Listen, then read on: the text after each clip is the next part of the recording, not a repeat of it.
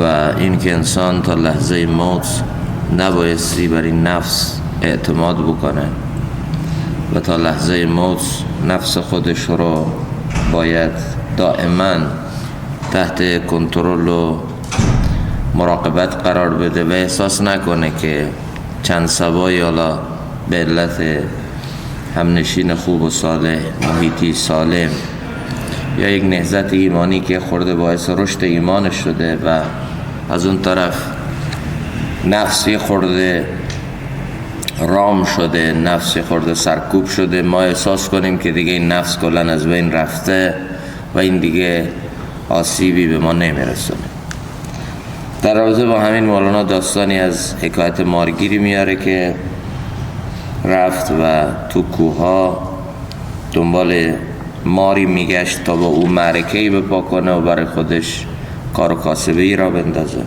مار تو خواب زمستانی بود و این خواب انقدر عمیق بود که این طرف فرد مارگیر احساس کرد این مرده و خوشحال دیگه این رو مار بزرگ عظیم بود گرفت و به سمت شهر که به تعبیر مولانا بغداد بود اون رو آورد. او همی جستی یکی ماری شگرف گرد کوهستان در ایام برف. اون مارگیر در موسم سرما زمستان که همه جا رو برف پوشونده بود در اطراف کوهستان دنبال ماری بزرگ میگشت. اژدهایی مرده دید آنجا عظیم که دلش از شکل او شد پر ز بیم. ناگهان همونجا یه اژدهای بزرگ و در این حال مرده رو پیدا کرد که از هیبت و از شکل خیلی وحشتناک اون خیلی ترسید. مارگیر اندر زمستان شدید مار می جست اژدهایی مرده دید. مارگیر تو این زمستان سخت دنبال مار میگشت ولی یه اژدهای بزرگ مرده پیدا کرد. مارگیر از بحر حیرانی خلق مار گیرد اینت نادانی خلق. مارگیر برای این مار میگیره که اون تماشا کننده ها رو تو حیرت بندازه و بعد مولانا میگه شگفت از این حماقت و نادانی توده و آحاد جامعه که دنبال چه چیزهای محیر العقولی میگردن، دنبال چه چیزهای عجیب و غریبی میگردن، حالا که الله تعالی همه شگفتی های خلقت رو در وجود تو گذاشته، حالا که الله تعالی تو رو به عنوان برترین و پر از حیرت ترین مخلوق خودش خلق کرده. همه چیز در درون خود تو پیدا میشه ولی تو دنبال چه چیزایی میگردی؟ از چه چیزایی میخوای اون قوه حیرت و شگفتی رو تو وجود خودت تحریک بکنی؟ آدمی کوهیست چون مفتون شود. انسان مثل کوهه.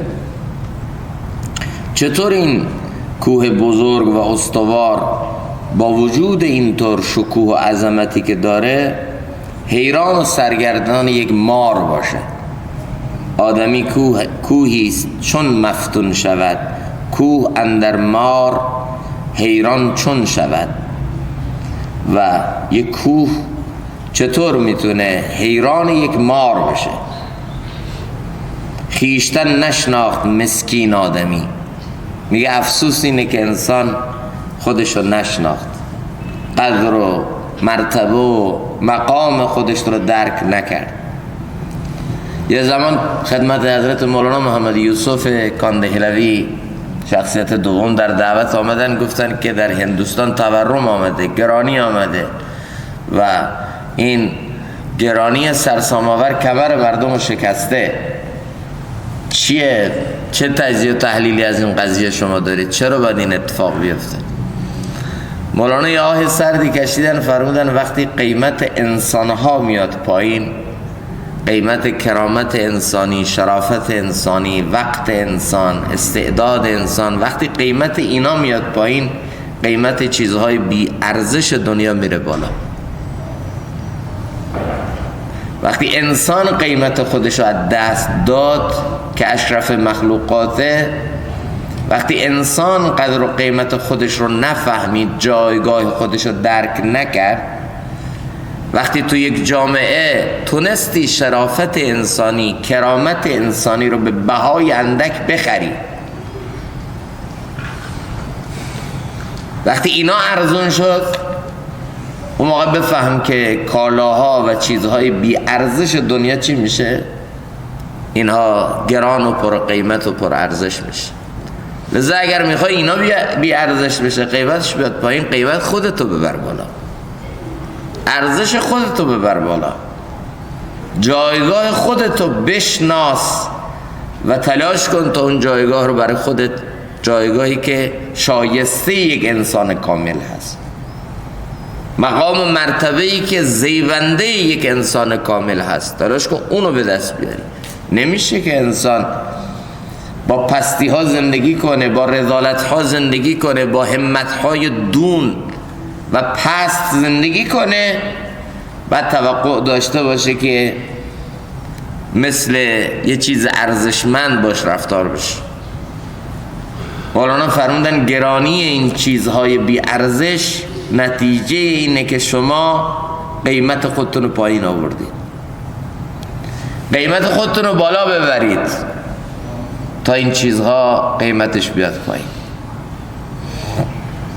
تو یک جامعه‌ای که میشه قلم قاضی رو با ثمن بخس خرید، تو یک جامعه‌ای که میشه تخصص یک دکتر رو با پول زیرمیزی خرید، تو یک جامعه‌ای که میشه وجدان کاری رو با یه شندر قاز دنیا خرید، توی جامعه‌ای که میشه مدرک رو بری از سر چهارراه تحت عنوان مقاله علمی و پایان نامه با قیمت اندک بخری، وقتی قیمت قلم‌های اون جامعه، وجدان‌های اون جامعه، کرامت‌های انسانی اون جامعه، تعهدهای کاری و وجدان کاری اون جامعه، قیمت اینا میاد پایین،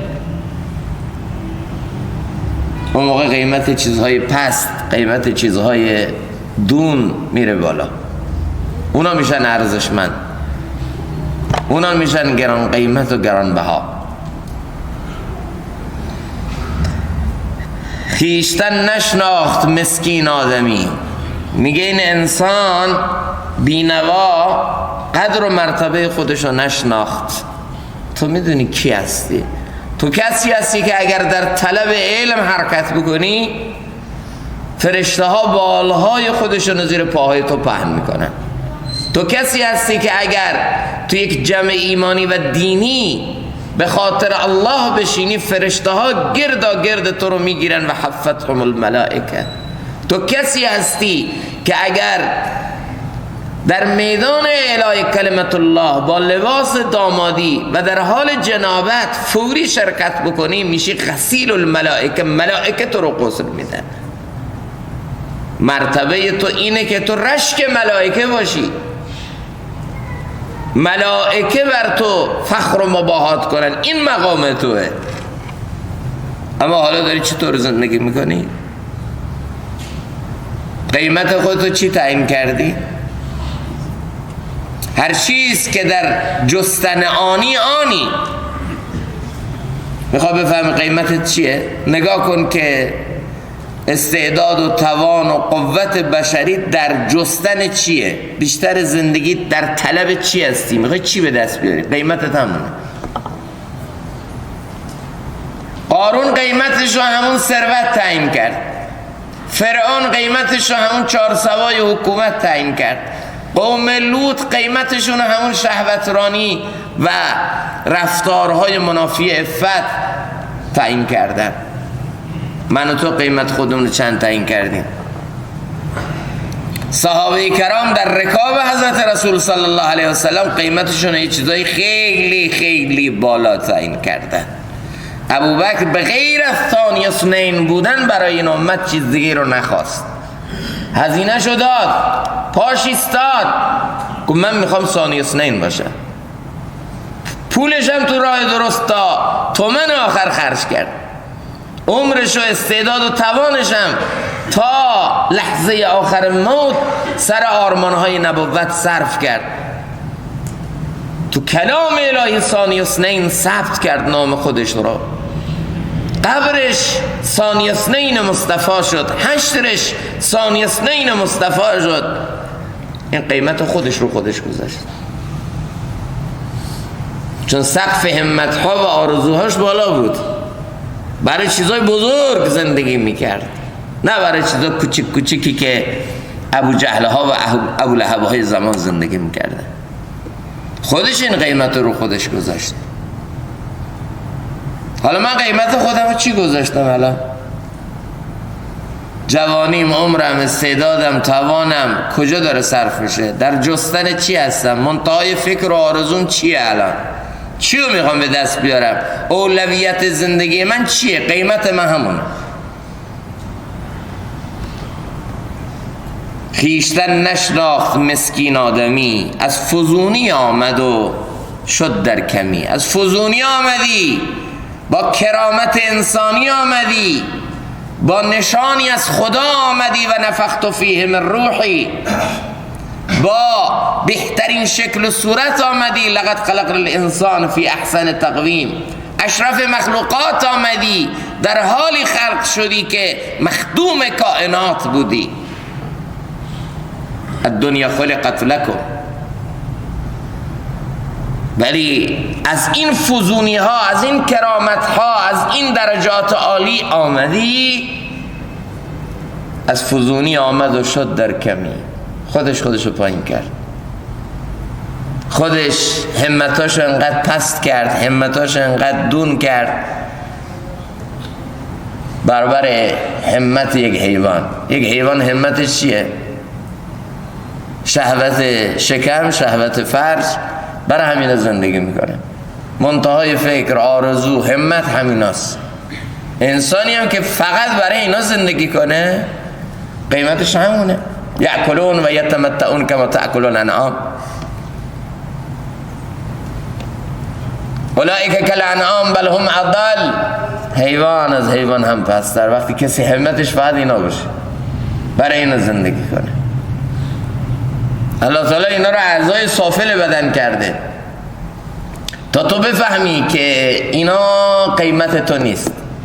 شکم و مقتضیات شکم و لذت‌های جنسی رو خدا نیمتنه پایین کرده تا بفهمی اینا پایینن، و اون چیزایی که نیمتنه بالای تو هم تو رو به سمت بالا میبرن. قلبت، سینت، چشم گریان، دل بریان، زبان ذاکر، اینا رو خدا بالا گذاشته. الان بیشتر دغدغه این بشر تو این عصر نیمتنه بالا بدنشه یا نیمتنه پایینش؟ وقتی برای نیمتنه پایین زندگی میکنی قیمتت پایینه دیگه. نباید بگی آقا چرا قیمتم پایینه، خودت پایین کردی قیمتت. تمام دغدغه و همت و فکر و توان و استعداد داره برای همون صرف میشه. بعد میگی چرا منو پایین کردن؟ نه، کسی تو پایین نکرده، تو خودتو پایین کردی. مولانا خودش تو مثنوی نگاه کنید ببینید برای نیمتنه بالای بدنش چه آرزوها میکنه. ای دریغا اشک من دریا بودی، تا نثار دلبر زیبا شدی.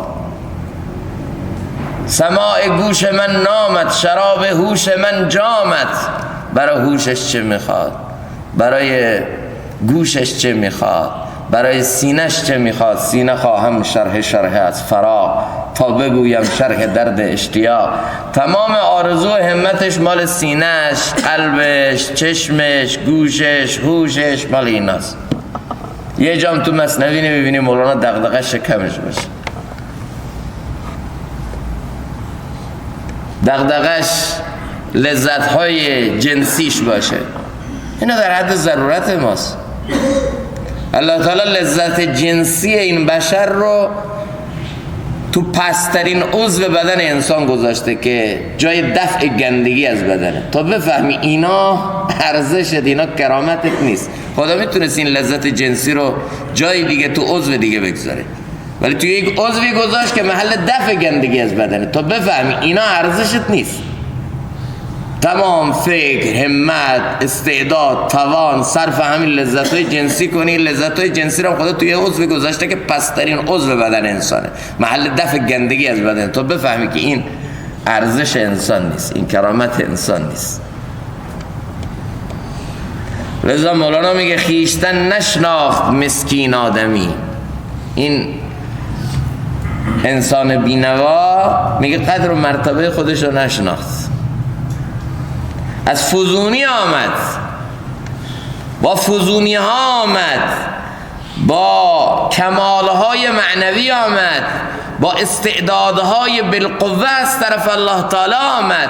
به جایی که این استعدادهای بالقوه رو فعلیت بده، شکوفا کنه، رشد بده، تمام این قوتها رو تو وجود خودش از بین برد، تمام این استعدادها رو تو وجود خودش نابود کرد. استفاده نکرد که بمانه، نابود کرد. حیوان این استعدادا رو نداره. اگر همه همت شکمش و مقتضیات شکمش هست نمیتونه به بالاتر از اینو فکر کنه. ولی انسانی که میتونه به بالاتر از اینو فکر کنه، میتونه برای بالاتر از اینو زندگی کنه و نکنه، این استعداد توش هست و از این استعداد استفاده نمیکنه، اون انسان اولئک کالانعام بل هم اضل، حیوان و از حیوان هم پستر. چرا حیوان نداره و این داره، ولی اینا رو تو راه درست استفاده نمیکنه. خیشتن نشناخت مسکین آدمی. این دنبال مار بود، تمام زندگیشو، تمام همتشو معطوف کرده بود که چیکار کنه؟ مار بگیره. تو جامعه ما هستن الان کسایی که یه عده دنبالن که جن بگیرن، یه عده دنبال این هستن که کبوتر بگیرن، یه عده دنبال این هستن. حیرانی تو اشرف مخلوقات الله تعالی تو رو برای چی فرستاده؟ چی میخوای به دست بیاری تو؟ لااقل همت تو برابر قارون باشه، لااقل همت تو برابر فرعون باشه. اونا که لااقل برای یه حکومتی، برای یه ثروتی دنیاشونو باختن، تو برای چی میخوای ببازی؟ تو که همتت از اونام پستر و پایین تره، که برای چی داری زندگی میکنی؟ خیشتن نشناخت مسکین آدمی. یک زمانی آمد دیدی عده از دوستای تبلیغی نشستن میگن الله خالق، الله مالک، از الله میشه، از غیر الله نمیشه، الله قدرت والا، الله سے ہوتا مخلوق سے کچھ نہیں ہوتا، از این حرفا.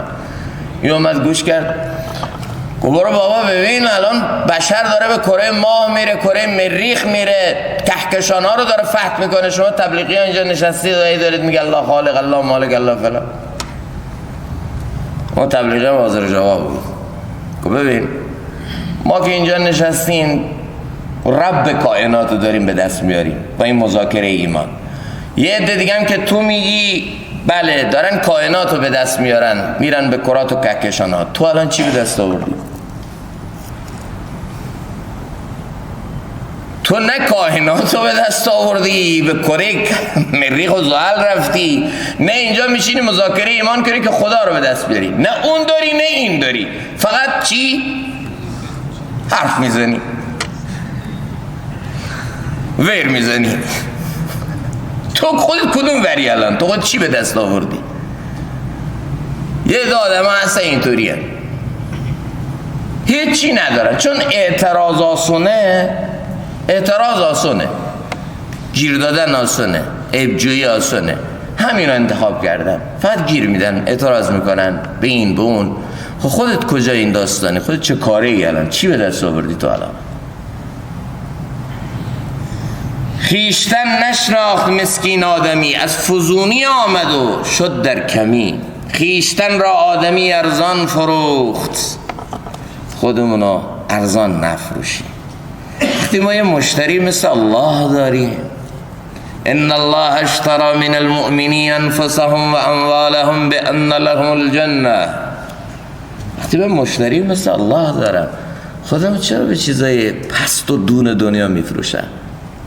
وقتی الله منو میخواد، وقتی من میتونم طرف معاملم الله باشه، با الله معامله کنم، الله خریدار منه، چرا خودم دارم به چیزهای پست و چیزهای ارزون میفروشن. خیشتن را آدمی ارزان فروخت. نبی ما خودش ارزان نفروخت، ولی امتش داره امروز خودش ارزان میفروشه.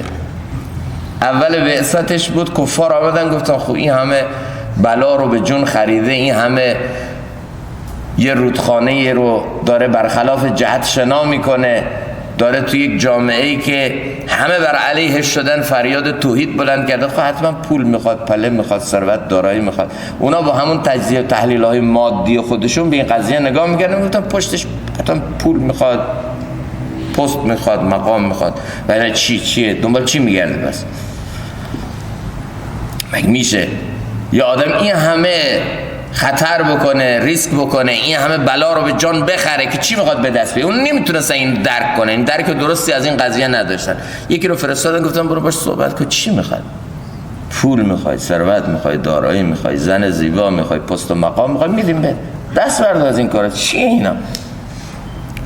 آمدن به نبی ما اینا رو پیشنهاد دادن، همین چیزایی که امروز امت با ولع داره دنبال اینا میگرده و برای به دست آوردن اینا داره خدا رو از دست میده، برای به دست آوردن اینا داره غیرت دینیشو، شهامتش رو داره از دست میده، برای اینا داره کالای گران قیمت الله جنت رو از دست میده، برای اینا داره قرب الله رو از دست میده، برای اینا داره نام نیک در صفحات تاریخی که میتونست از خودش ماندگار کنه رو از دست میده که اینا رو به دست بیاره. ولی نبی ما همون اول آب پاکی رو دست همه اونا ریخت. گو آقا اگر خورشید رو در یک دستم و ماه رو در دست دیگر من بالفرض و المحال بتونید بذارید، بازم اینا قیمت و حرکت نهضت من نیست. نبی ما قیمت خودش رو چند تعیین کرد، ما قیمت خودمون رو چند تعیین میکنیم؟ ما خودمون رو چند فروختیم؟ خیشتن را آدمی ارزان فروخت. خودتو ارزان فروختی، تو مشتری مثل الله داشتی، ولی خودتو به چیزای بسیار اندک و بی‌بها فروختی. خیشتن را آدمی ارزان فروخت. صحابه با الله معامله میکردن. و من الناس من یشری نفسه ابتغاء مرضات الله. از معامله پرسودشون حضرت رسول صلی الله علیه و سلم اظهار شادی میکرد، معامله قشنگی کردی. صحابه میخواد هجرت کنه، قیمت هجرتش میدونی چیه؟ قیمت حفظ ایمانش، قیمت مصاحبت با حضرت رسول. میخواد صحابه نبی بشه، میخواد همرکاب مصطفی بشه، میخواد ایمانش رو حفظ کنه، هزینه داره. هیچ چیز بزرگ بی هزینه به دست نمیاد. ابراهیم هم ابراهیم شد، خیلی چیزا رو هزینه کرد. دل برید، بله سر بچه‌شو نبرید ولی دل برید، هزینه داد، بعد شد خلیل. الکی خلیل نشد که. اینا هم دارن هزینه میدن. حضرت صهیب میخواد هجرت کنه، جلوشو میگیرن کفار. هجرت این چی؟ یعنی خودت رو برای الله صفر کنی. للفقراء المهاجرین، مهاجرین صفر شدن، فقیر شدن، همه چیز رو به خاطر الله باختن. ملک، املاک، ثروت، دارایی، شغل، کار، حیثیت اجتماعی، جایگاه مردمی، همه تو مکه بود. همه اینا رو گذاشتن. من امروز تو دکانم میخوام 1000 تومانی که چیپس و پفکم نمیشه، میخوام ازش بگذرم، دو دلم که بگذرم نگذرم، حکم الله رو اجرا کنم، 1000 تومانیه رو بزنم. من گیر 1000 تومنم نیست. من میخوام یه نگاه همو حفاظت کنم تو خیابون، یه نگاه. گیرم اینم بکنم نکنم سخته، ریسکه، مشکله. اما اون وقتی میخواد هجرت کنه، بهای هجرتش چیه؟ مال، ثروت، دارایی، پست، مقام، ملک، املاک، همه رو بذار و برو. کفار جلوشو گرفتن، گفتن ما نمیذاریم هجرت کنیم. بعد اومد خیلی شجاعانه بهشون گفت ببینید شما که میدونید من به این سادگی خودم رو تسلیم شما نمی کنم. تیرانداز خوبی هم هستم، تا چند نفر از شما رو نکشم شما من نمیدونید بکشید یا اسیر کنید، و بعد از اینکه من چند نفر از شما رو بکشم اگر منو دستگیر کنید یا بکشید اون موقع این پیروزی دیگه لطفی نداره. بیا یه معامله با هم بکنیم. این چیه معامله؟ میگه من آدرس تمام پول و ثروت و دارایی و ملک و املاکم تو مکه رو به شما میدم، همه مال شما، منو فقط بذارید من هجرت کنم. اونایی که هم فکر میکنم معامله خوبیه، چیکاره این حالیش نیست، مثل که همه رو میخواد بسره، ولی خوب حالیش بود، میخواست با خدا معامله کنه. موقعی که به مدینه منوره آمد حضرت رسول صلی الله علیه وسلم بهش بشارت داد، خوش خبری داد و این آیه نازل شد و من الناس من یشری نفسه ابتغاء مرضات الله. با خدا معامله. ما امروز با کی داریم معامله میکنیم؟ ما امروز خودمون رو به چی فروختیم؟ چه قیمتی رو خودمون گذاشتیم؟ امروز اگر کفار بخوان رو ما قیمت بذارن، قیمت ما چنده؟ اون بابای صهیونیسم میگه بابا این مسلمانه یه سینی مبتذل بفرست، کاباراش مال ماست، فقط فیلمشو براشون بفرست، اینا همه چیزشونو میذارن. اینا رو میشه با یه کلیپ غیر اخلاقی و مستهجن اینا رو بخری، جوانیشون و غیرشون خیلی قیمتشون پایینه.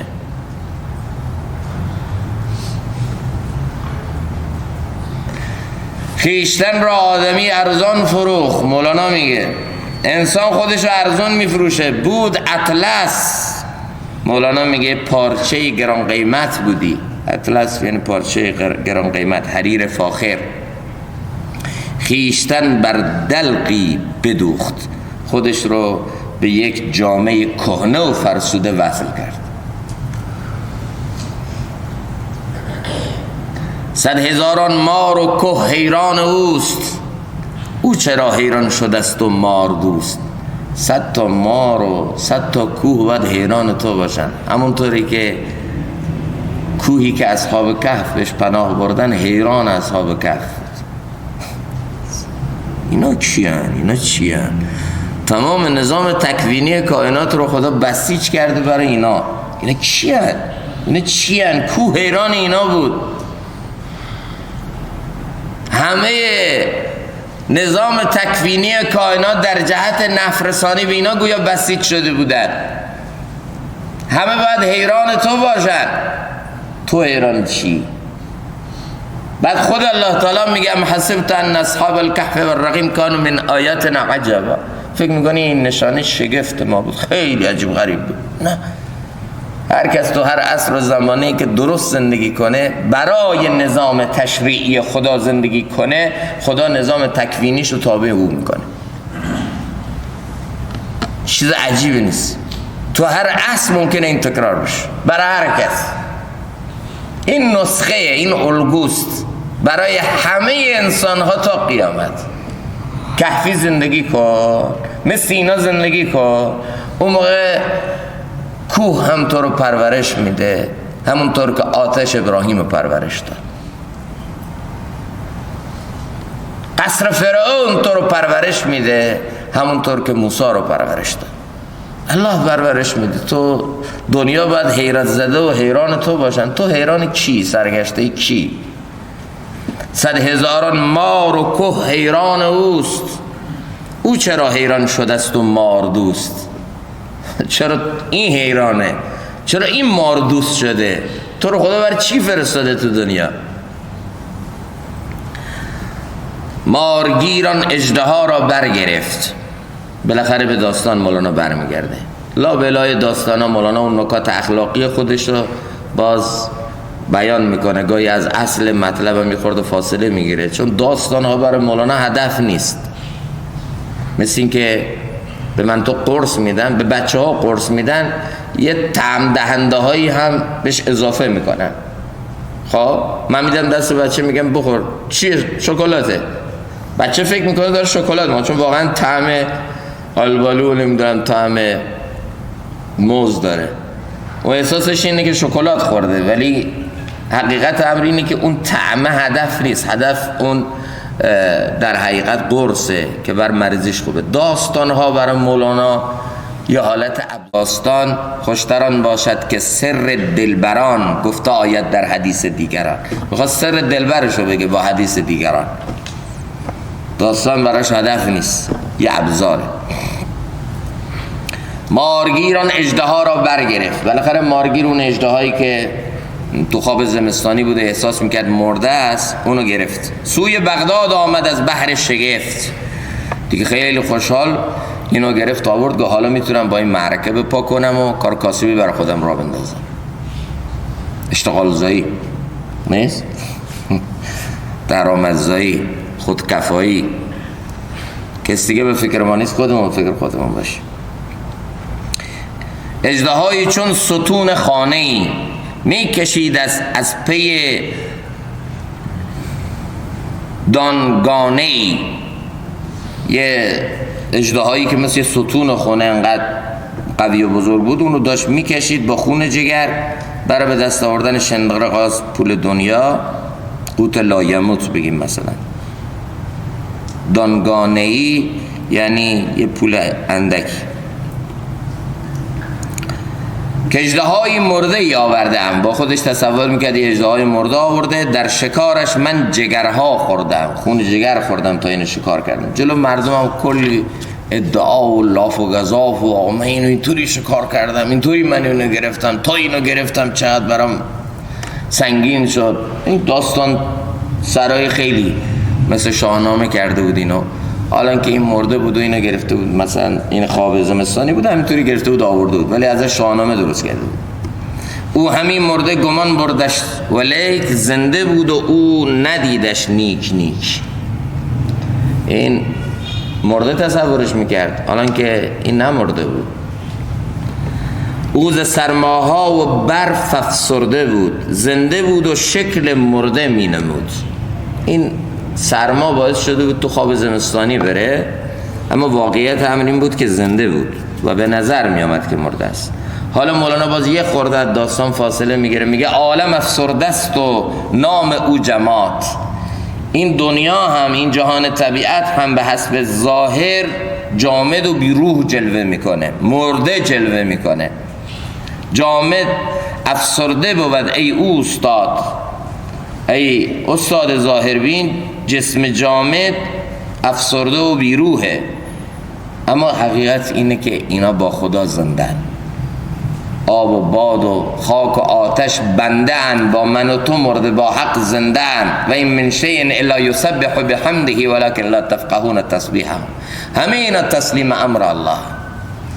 اینا یه شعوری، یه درکی با خدا دارن، با خدا زندن، تحت فرمان الله هن، ولی ما اینو درک نمی کنیم. باش تا خورشید حشر آید عیان، تا ببینی جنبش جسم جهان.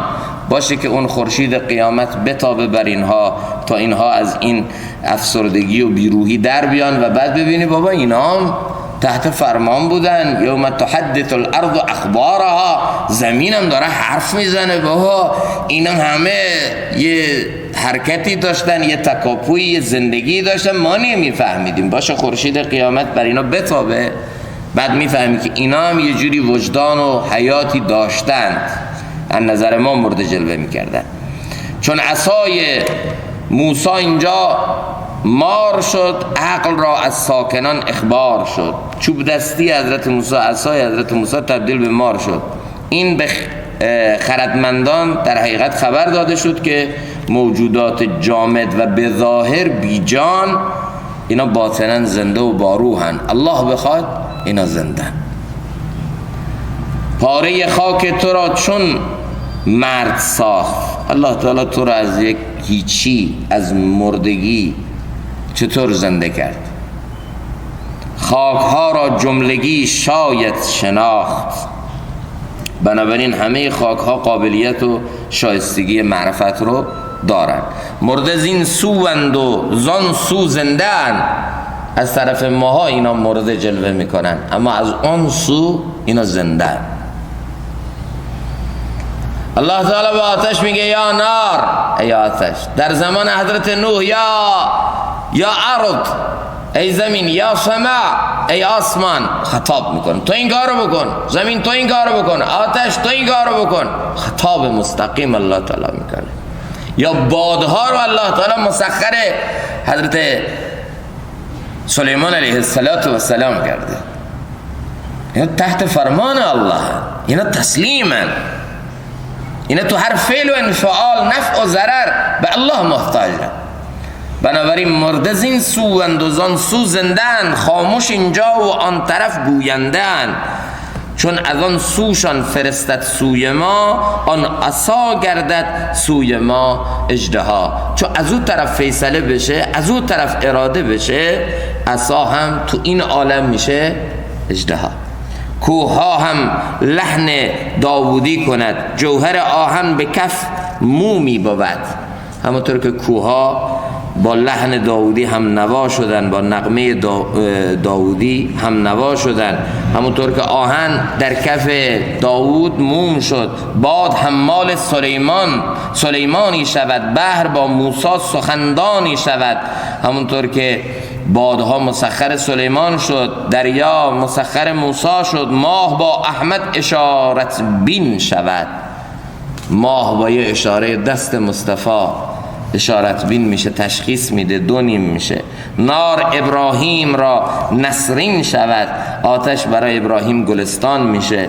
خاک قارون را چماری در کشد، این زمینی که رام مسخر محصول میده برای قارون مثل مار میشه و اینو میبلعه و فرو میبره. خاک قارون را چماری در کشد، استون حنانه آید در رشد. ستون حنانه صاحب درک و فهم میشه و به ناله در میاد. سنگ بر احمد سلامی میکند. اینا ارهاصات نبوت قبل از نبوت. نبی ما قبل از بعثت میدید از جایی که رد میشه سنگ، چوب، درخت سلام میکنن بهش. اینا ارهاصات نبوت.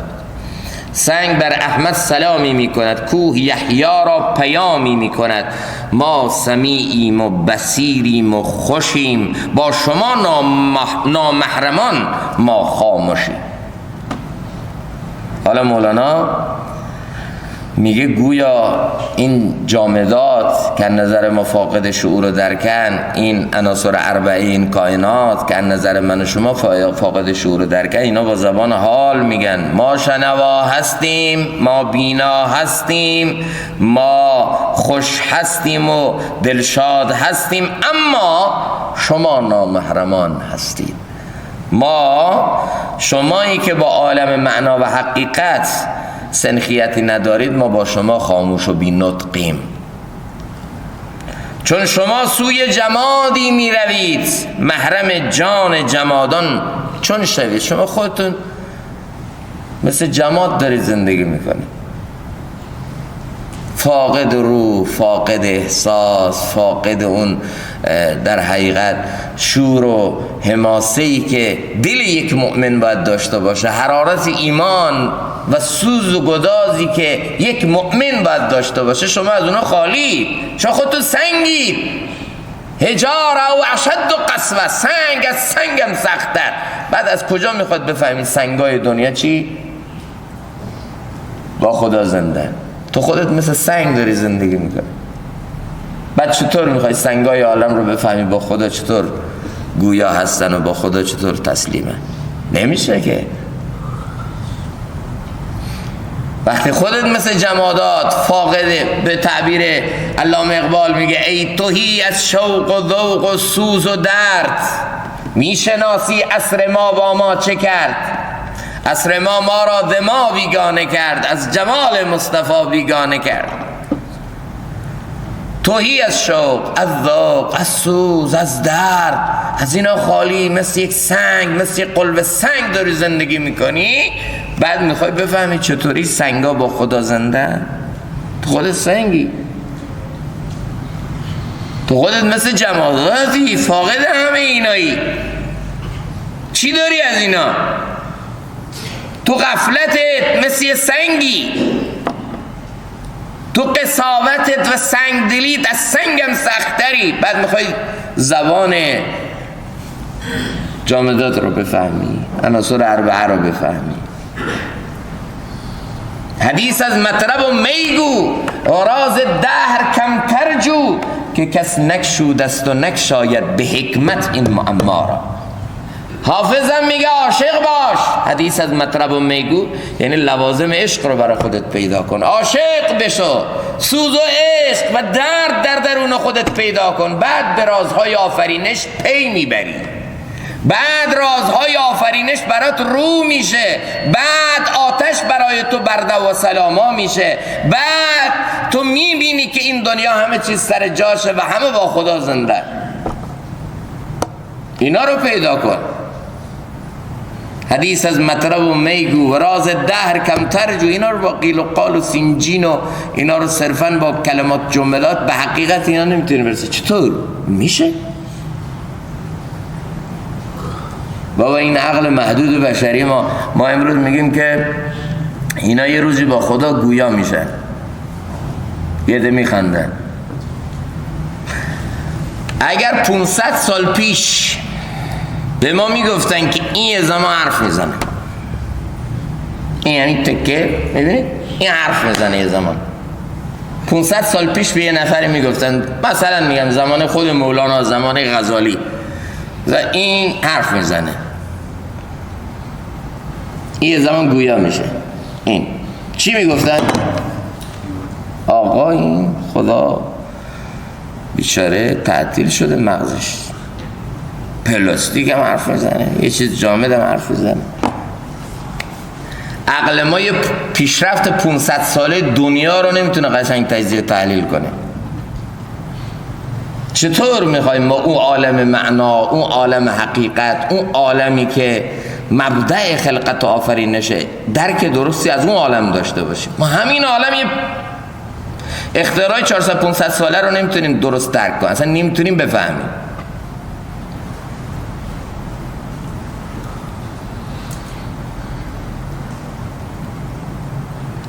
بنابراین حافظم میگه میخوای به رازهای آفرینش دست پیدا کنی، لوازم عشق رو در وجود خودت پیدا کن، عاشق بش. حدیث از مطرب و میگو و راز دهر کمتر جو که کس نکشود است و نکشاید به حکمت این معما را. این معما با حکمت ها حل نمیشه، با قیل و قالا و سینجینا حل نمیشه. عاشق شو، همه اینا رو پیدا میکن. ما سمیعیم و بصیریم و خوشیم، با شما نامحرمان ما خاموشیم، چون شما سوی جمادی میروید، چون خودتونم به سمت جمادات دارید حرکت میکنید، شما خودتونم با غفلت تو این جهان جامدات تنزل کردید، محرم جان جمادان چون شوید. چطور میخواید محرم رازای ما بشید؟ از جمادی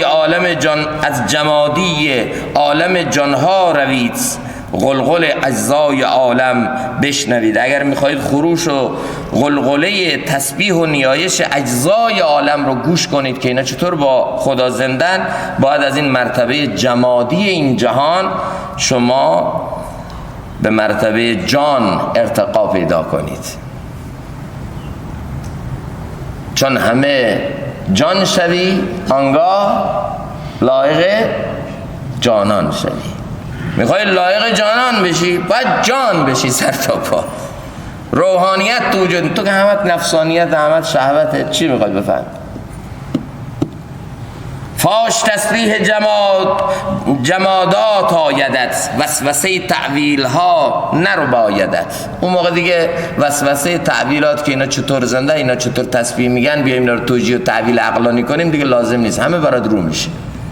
چون ندارد جان تو قندیل ها، چون جان تو اون چراغ ها رو نداره، اون روشنی ها رو نداره، بهر بینش کرده ای تعویل ها. برای همین می اینا رو تعویل میکنیم، میگه این که قرآن گفته اینا تسبیح میگن، قرآن گفته اینا حیاتی دارن، منظورش اینه.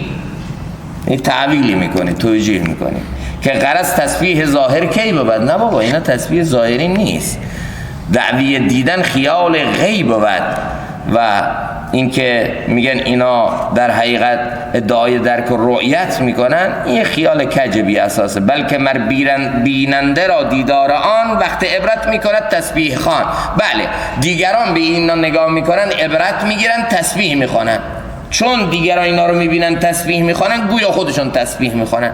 یه عده معتزله در قدیم بودن، همه چیزو اینطوری توجیهات عقلانی میکردن.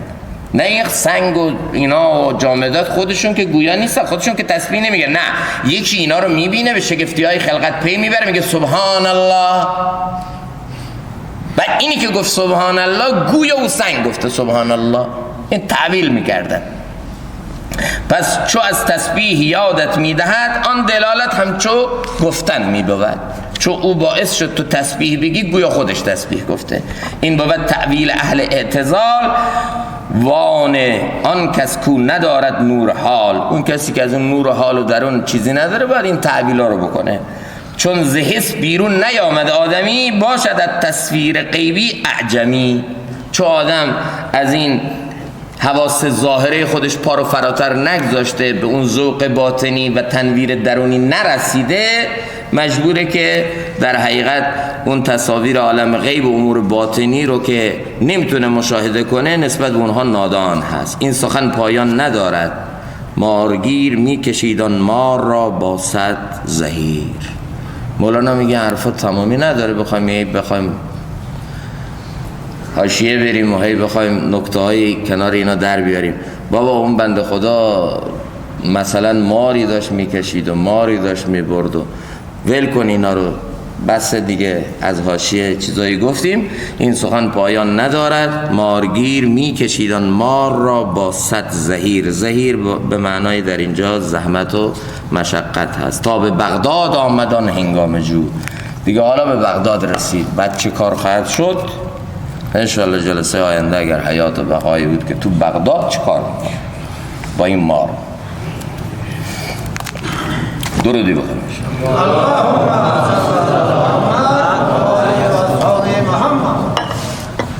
جامعنا دعا کنیم. بفرمایید. لا اله الا الله الحلیم الكریم، سبحان الله رب العرش العظیم، الحمد لله رب العالمين. نسألك موجبات رحمتك وعزائم مغفرتك والغنيم من كل بر والسلام من كل إثم. لا تدع لنا ذنبا إلا غفرت، ولا هما إلا فرجت، ولا دينا إلا قضيت، ولا مريضا إلا شفيت، ولا ضالا إلا هديت، ولا حاجة هي لك رضا إلا قضيتها يا أرحم الراحمين، يا أرحم الراحمين، يا أرحم الراحمين، يا خير المسؤولين، يا خير المعطين، يا ذا الجلال والإكرام، يا صريخ المستصرخين، يا منتهى العائذين، يا مفرج عن المكروبين، يا مرفع عن المغمومين، يا فارج الهم، يا كاشف الغم، يا ذا الجلال والإكرام، يا ذا الجلال والإكرام، يا ذا الجلال والإكرام. الله در این دوره حیرت و در این دوره پرفتنه که تشخیص حق و باطل سخت شده یا الله، تشخیص مسیر درست مشکل شده یا الله، 1400 خورده ساله که وحی تو بر این زمین نیامده، نبی بر این زمین پا نگذاشته، و یا الله امت نبی تو یا الله در حیرت و سردرگمی فتنه های مختلف یا الله دست و پنجه نرم میکنن ربا. یا الله در این دور پرفتنه، در این دور فتن و ملاحم الا امت محمد رو دریاب یا الله. الله امت نبی خودت حبیب خودت رو دریاب. الله پیشوایان و مقتدایان دینی ما رو دریاب یا الله. و یا الله تو خودت مسیر حق و مسیر درست رو، مسیر رشد و مسیر هدایت رو الله بر قلبها القا کن، الهام ربانی کن، قوه تشخیص حق از باطل تو نصیب بفرما. الله موی پیشانی رو بگیر، تو ما رو بر اون مسیری که تو میپسندی و مسیر یا الله منعم علیهم هست، مسیر منیبین این امت هست، مسیر سلف صالحین این امت هست. الله تو ما رو بر اون مسیر راهنمایی کن. مقتدایان ما، پیشوایان دینی ما، علمای ربانی ما رو در این عصر پرفتن تو راهنمایی کن. تو ربط قلب بده، تو قدمها رو محکم کن. تو یا الله قلبهای پیشوایان و مقتدایان ما رو محل الهامات ربانی خود بفرما. یا الله تو خودت مسیر رشد و هدایت رو، فلاح رو که برای خودشون و برای امت تصمیم میگیرن یا الله به اونها بفهما. الله به ما هم توفیق بده یا الله که بتونیم یا الله اتباع سبیل منیبین کنیم. الله بتونیم از صراط منعم علیهم تبعیت کنیم. بتونیم یا الله در مسیر درست حرکت کنیم. الله و من نصر الا من عند الله. نصرت فقط از جانب تو الله. توفیق فقط از تو و ما توفیق الا بالله. توفیقات همه از تو یا الله. حسنه و نیکی الله. و ما بكم من نعمه فمن الله. نعمت ها همه از تو یا الله. و ما اصابك من حسنه فمن الله. همه نیکی ها توفیق خیر و خوبی ها از تو یا الله. لا حول ولا قوه الا بك. لا ملجا ولا منجا منك الا اليك. توفیق هر طاعت از تو یا الله. یا الله قدرت بر ترک معصیت از تو یا الله. و یا الله بدون حول و قوه تو، بدون کشش و جذب نهان تو ما هیچیم یا الله. هیچیم و هیچیم یا الله. حرکت میکنیم، میریم، میگیم تکیه بر تو، اعتماد بر تو. و یا الله چشم داشت به نصرت تو و مدد تو و دعای اساتید و مشایخ خودمون یا الله. الله ما رو به خود رها نکن. ما را از شماتت اعدا حفاظت کن. اللهم لا تجعلنا فتنة للقوم الظالمين ونجنا برحمتك من القوم الكافرين. اللهم لا تسلط علينا بذنوبنا والله يخافك فينا ولا يرحمنا. اللهم إنا نجعلك في نحور أعدائنا ونعوذ بك من شرورهم. اللهم اكفنا، اللهم اكفنا، اللهم اكفنا شرهم بما شئت يا ذا الجلال والإكرام. يا رب المستضعفين، يا راحم المساكين، يا معين المؤمنين، يا معين المؤمنين، يا معين المؤمنين أئنا. يا رجاء المؤمنين لا تقطع رجاءنا. يا رجاء المؤمنين لا تقطع رجاءنا. اللهم يا ذا الجلال والإكرام انصرنا.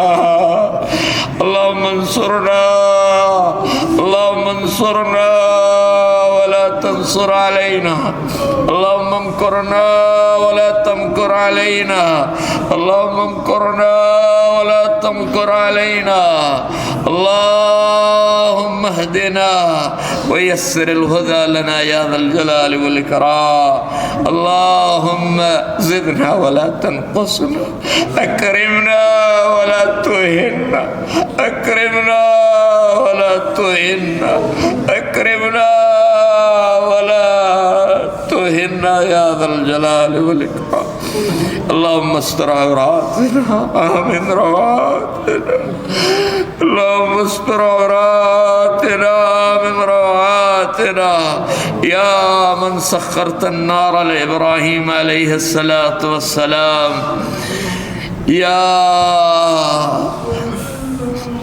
يا من جعل النار على إبراهيم بردا وسلاما، اجعل نقمة خلقك علينا بردا وسلاما يا ذا الجلال والإكرام. يا ذا الجلال والإكرام. اللهم إنا نجعلك في نحور أعدائنا ونعوذ بك من شرورهم. اللهم اكفنا شرهم بما شئت يا ذا الجلال والإكرام.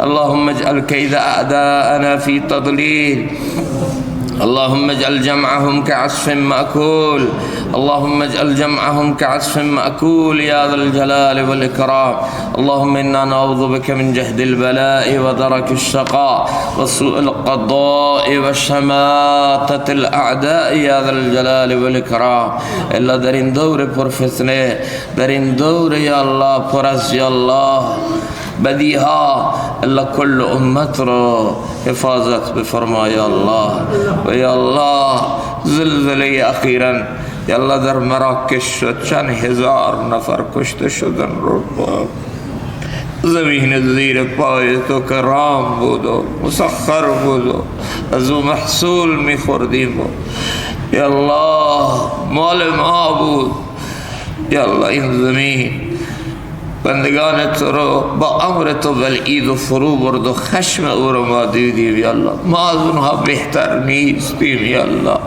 ما هم گناهکاریم الا اون صالحینی که ما بین اونها بودن و در اثر یا الله غالب شدن فضای معصیت غالب شدن فضای بدی در جامعه اون صالحین هم در این عذاب فراگیر یا الله عذاب شدن الله درجات اونها رو بلندتر کن الله اونایی که گناهکار بودن مغفرت کن به ما هم توفیق بده عبرت بگیری به ما هم توفیق بده عبرت بگیری و فهم بگیری و به تو برگرد اللهم لا تقتلنا بغضبك اللهم لا تقتلنا بغضبك ولا تهلكنا بعذابك وعافنا قبل ذلك اللهم لا تقتلنا بغضبك ولا تهلكنا بعذابك وعافنا قبل ذلك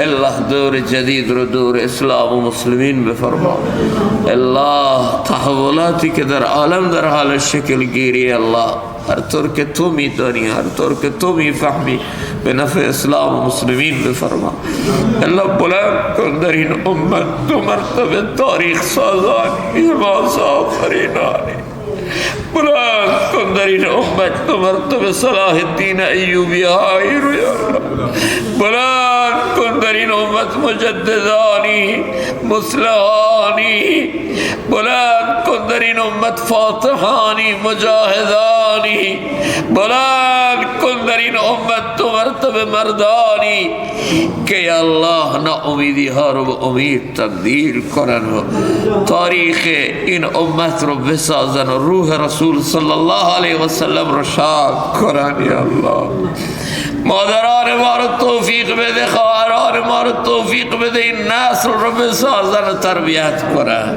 جوانان ما رو توفیق بده که بتونن یا الله با جوانیشون این تاریخ سازی و حماس آفرینی رو دو مرتبه برای این امت تکرار کنن الله از ما قبول کن وسع توان ما همینه با همه ضعف ها کمی ها کوتاهی ها غفلت ها بدی ها هفته یک مرتبه دورم جمع میشه همین ناقص و معیوب سر تا پا ضعف و کوتاهی رو با کرم خود الله قبول بفرما باعث بیداری و تحول کن باعث شادی روح حضرت رسول صلی الله علیه و سلم کن برای این نسل و نسلهای آینده تا قیامت نافع کن یا الله صدقه جاریه کن باقیات الصالحات کن یا الله بلند کن از اینجا مردانی رو که یا الله طبق قاعده الدال علی الخیر کفاعله